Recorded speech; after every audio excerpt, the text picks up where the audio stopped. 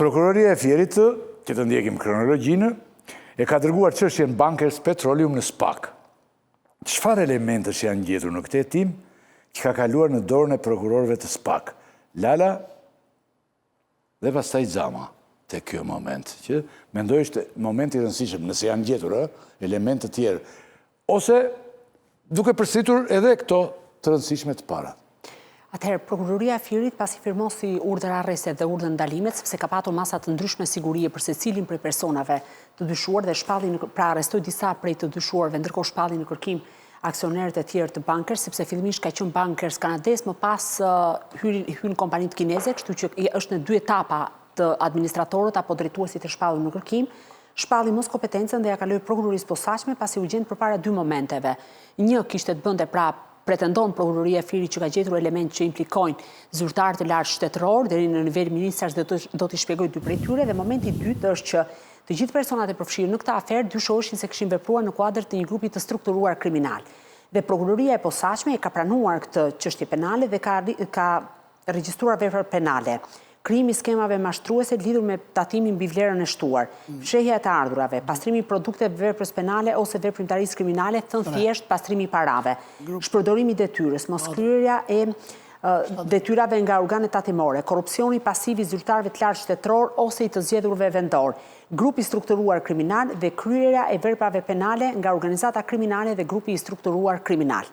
Në mënyrë të përmbledhur, nga zyrtarët e lartë në dosjen e SPAK rezultojnë dy emra, është ish zëvendës kryeministri Arben Ahmetaj, i cili dyshohet të ketë favorizuar kompaninë Bankers. Zoti Ahmetaj është në Aratie dhe ndoshta mund të ketë reagimin e tij në lidhje me këtë çështje, për sigurisht ai ka drejtën e vet të mbrohet, por pretendohet që ka patur në mënyrë të vazhdueshme kontakte me administratorët e Bankersit dhe bëhet fjalë për dhënien e disa tokave për shfrytëzim. Ola nga ana ekonomike mund t'i sqaroj më tepër dhe më pas, nga ana administratorëve dhe drejtorëve të Bankers i është kërkuar të punësohet në ministrinë që ai drejtonte, pra në kohën që bëhet fjalë për veprën penale. Çfarë detyre kishte Ahmetaj? Zoti Ahmetaj atëherë ka qenë ministër, nuk ka patur ndoshta kishte të drejtë të jepte këto. Kishte çështjen e drejtorinë e pronës administrimit pronës publike, e cila jep toka me qira, dhe sipas prokurorisë së Fierit është gjetur që kur është zbërthyer telefoni i zotit Leonida Çobo, është gjetur kërkesa për inicimin e një VKM-je, e cila do të jepte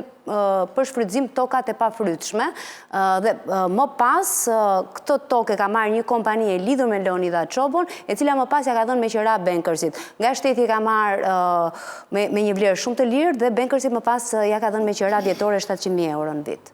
Po e dytë jo Klot? Dhe zyrtari tjetër i dytë i lartë që është shënuar në dosjen e timore është ish ministri Anila Denaj, dhe bëhet fjalë për mos veprime nga ana e saj, sepse ka një gjop në vlerën 120 milion euro, që fillimisht është vënë gjop dhe detyrime shkojnë në total, por është duke hetuar roli i zonjës Denaj në raport me aferën Bankers. Nuk ka ende emra, pra duhet ta sqaroj për opinion publik që emri i zotit Ahmetaj dhe emri i zonjës Denaj nuk është regjistruar tek personat nën hetim, po hetohet roli i tyre.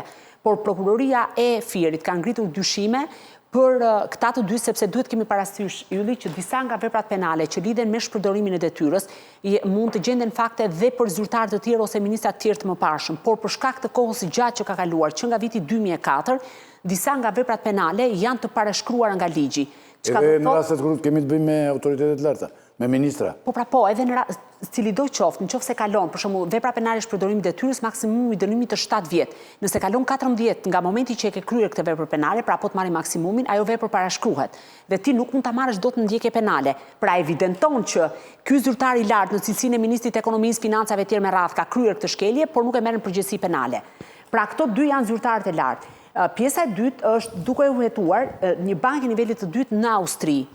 Çfarë bënin të gjithë drejtuesit dhe administratorët e Bankersit, përveç se frynin faturat në miliona euro dhe pra për punimet pa kryera, shërbimet pa kryera tjera me radhë, ata nuk paguanin, pra për shkak se dilin me humbje në finale, nuk paguanin asnjë taks apo tatim në shtetin shqiptar, duke i shkaktuar buxhetit shtetit një dëm të llahtashëm deri në 5 miliardë, mos gabohem, është i përllogaritur deri në tani, në kohën që ka hetuar Prokuroria e Fierit. Ndërkohë nga ana tjetër, të gjitha llogaritë bankare të kompanisë Bankers apo kompanitë e tjera që mund të ishin emër të administratorëve apo personave të bashkëlidhur, ishin kompanitë të boshatisura, por prokurorët kanë gjetur që një bank i nivelit të dytë në Austri kryente pagesa preferenciale në drejtim të personave të caktuar. Dhe SPAK ka kërkuar përmes një letër porosie në këtë bank të nivelit të dytë të gjitha pagesat që janë kryer për të parë.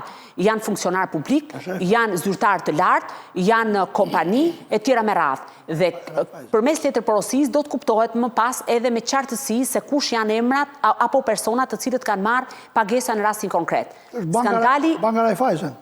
Po, pa tjetër, po për shkak se... Se mërzitën të tjerë të i kemi tu bankat nivelli 2 në. Raiffeisen... Po, për të profesionale... Raiffeisen që ka tjetin avokat që ka rrujt 3 milion euro për që dore parë. Austri edhe ndoshta dëshëm për shkak se është llogaria në Austri. Kështu që nga ana etike doja të isha korrekte. Do të para e madhe që ikën ande është ruajtur thuati nga Raiffeiseni. Zoti Raki, bankat kanë detyrimin që të raportojnë rastet e aktivitetit të dyshimit, qoftë për evazion fiskal, qoftë për pasrim parash. Tashmë bankers, në momenti që paguan zyrtar të lartë, dyshohet se një pjesë të pagesave e ka për të korruptuar dhe më pas në momenti që kalon në bank për të pasuar parat. Pra ideja është që pagesat banka duhet të kishte raportuar këto aktivitete, nuk mund të bëhet parte nga shteti shqiptar, pra nuk janë bërë nga banka të nivelit të dytë në Shqipëri. Selia e bankës nga e cila janë kryer pagesat preferenciale, thot prokuroria, janë kryer nga Vjena.